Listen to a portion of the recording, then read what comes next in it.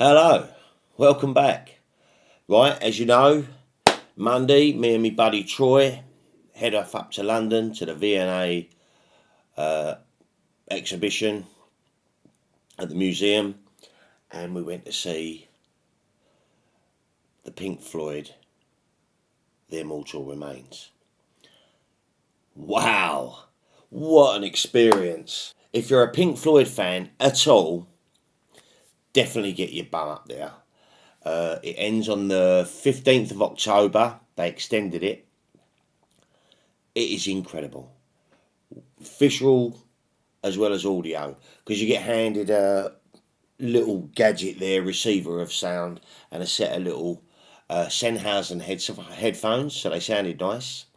And literally, you start walking through, and obviously, straight away, it's Piper at the Gates of Dawn and the real early stuff. There's a really nice timeline of the Pink Floyd family tree. It's quite amazing to see. And you've got a lovely little homage to Sid, and you've got the psychedelic stuff going on around, some of his lyrics to Jug Band Blues, and some awesome images. And the displays in there are stunning. I was looking at the Piper display, and each one normally has a big bit of artwork, and this is something else. If you think their artwork looks amazing on an LP, and arguably it does, you want to see it when it's taller than yourself. I mean, I had a photo of Dum next to Amagama.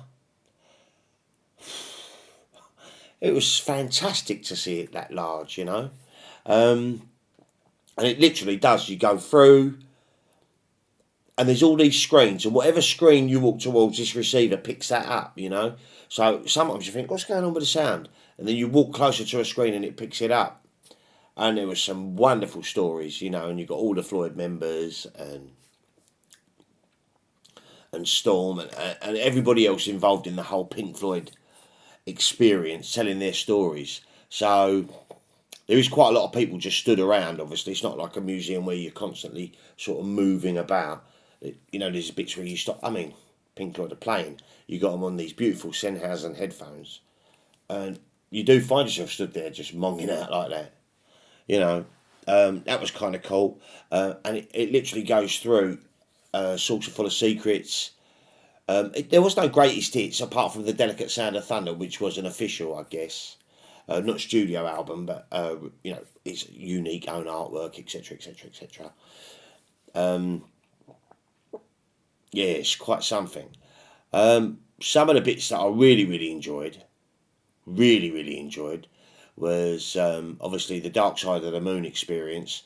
It's just this room, just this dark room, and it's got this screen in the dark room with this neon blue light around the bottom. And basically, it's just playing the prism from Dark Side with the light going in and out, and it's spinning around. It's kind of 3D, and you've got Great Gig in the Sky playing, which obviously is incredible. That was kind of beautiful. The Delicate Sound of Thunder looked great. The guy sat on the bed with all the light bulbs. The artwork to The Momentary Lapse of Reason. And then obviously you walk through into... Well, actually, that was after. Prior to that, obviously, you walk through Dark Side into the Wish You Were Here room, which was kind of nice. It had the big Wish You Was Here logo on the floor, and then the massive picture of the guy on fire, the two businessmen, and one of them's getting burnt. Yeah, that was massive on the wall, looked fantastic. And I learned a little bit more about the artwork too, Wish You Were Here, on all of the images, the diver in the water and the man on, with no face. There's something missing in each picture. The water diving in, there was the ripples, but there was no splash. It was... I never really thought about all that before, so that was kind of really cool.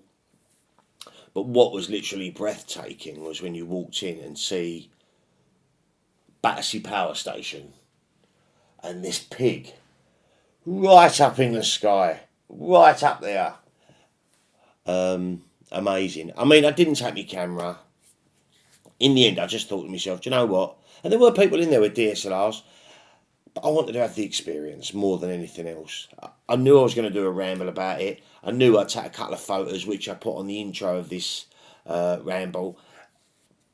But I really, really didn't want to be hassling around with all of that. And I kind of think I'd miss out on the experience. There's a lot to read, plaques everywhere that you really need to read.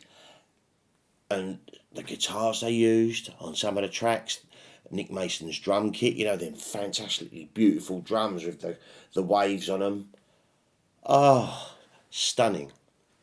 And then right next to the animals, well, actually, as you walk in and you see Battersea and the pig, on this wall is Pink, the faceless, limp doll from the wall. And then there was a massive wall, and then right the other side was a teacher. Huh. It was bigger than this house. He was taller than my house. Amazing. Absolutely amazing. So it was beautiful. And all of that was to do with the wall. Then it sort of slipped into the final cut, obviously. And then when you go round the next corner, you've got that mask, that division bell. And I tell you, to stand in between them two and have your photo done, then I wish I did have my proper camera. But, wow, they're immense. And there's something really ominous about that. Terrific. Absolutely terrific. I'd highly recommend going, without a shadow of a doubt. We drove up there. We was going to get the train. We drove up there and we got parking just around the corner. Cost 25 quid, but, none of that hassle with the trains and all that. Like, it was just done, a little bit of queuing on the way home, bit of traffic jams, but we was listening to Pink Floyd in the car, so it weren't really an issue. But it has kind of fueled me to think, right, I'm collecting all the Beatle ones. So I'm going to make a point now, once a week, picking up my back catalogue of Pink Floyd. I mean, I do have The Wall, Piper at the Gates of Dawn, Saucer Full of Secrets, and Dark Side of the Moon. So there's a few albums to collect yet. It really did turn me on to Pink Floyd again, even though I was never turned off, but it sort of like gets you all excited about it again. The shop was to die for. Obviously, I've got me Experience t-shirt, me The Immortal Remains t-shirt, medium as well. I was quite surprised because normally I'm a large, so I'm a bit of a fat git. But yeah, it's got a bit of writing on the back there. I don't think you can see it. Oh, yeah. So yeah, that's kind of nice, but it was quite expensive. Not really an issue. I mean, the albums were cheap enough, I guess, 20 quids, but I just didn't want to carry stuff around London either, so just the t-shirt for Stripey on this one. But yeah, really, really cool shop, some fantastic looking books, etc. Yeah, and that's about it, really. I was lucky enough to be able to put this ramble today because the boss rang me up last night saying there's very little work to do today. I've got to go back in tomorrow.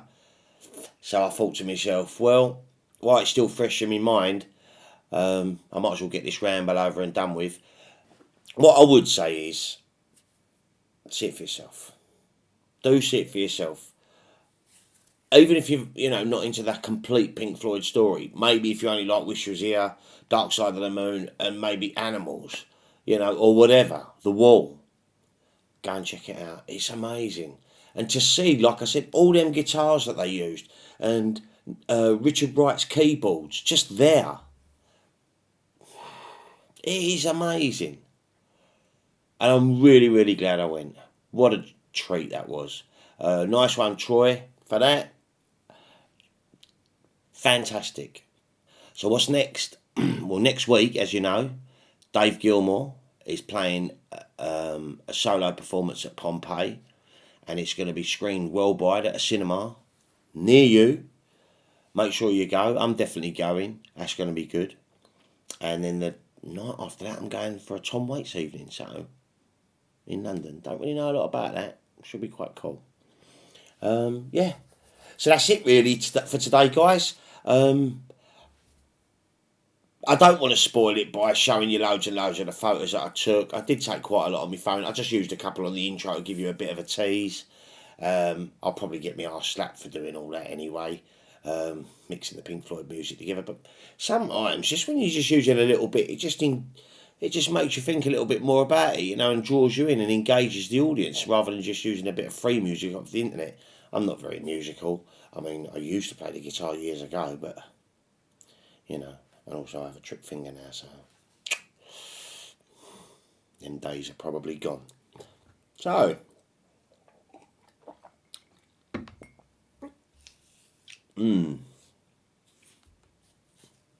yeah, I'm thinking the next album to get, probably for me, will be Animals, Wish You Were Here,